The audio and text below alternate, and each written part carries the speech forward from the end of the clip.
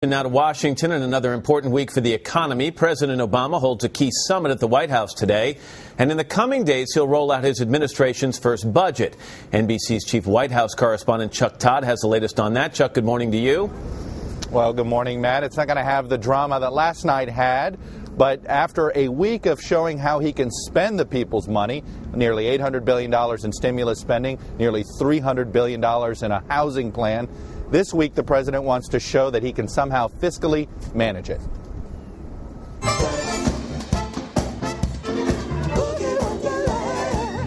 At the White House Sunday night, the president prepared for another jam-packed week by doing a little entertaining, hosting the nation's governors for his first big formal White House dinner. Our goal and aim is to make sure that we are making life easier and not harder for you. Governor?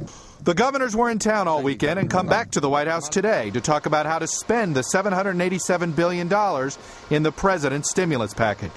Most of the heated debate is taking place among Republican governors. Some are dead set against it. I don't think the best way to do that is for the government to tax and borrow more money. Some support it. I think that it is a terrific package. And some want to split the difference. I think my job is simply to use these funds, which are a fact of life. But both Democrats and Republicans showed levels of concern about the growing deficit, given all the new spending.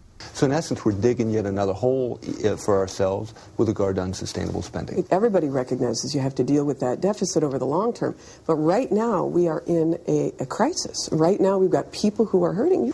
On Monday afternoon, the president will hold another big meeting, a so-called fiscal responsibility summit, in an attempt to show he's not just a stereotypical tax and spend Democrat.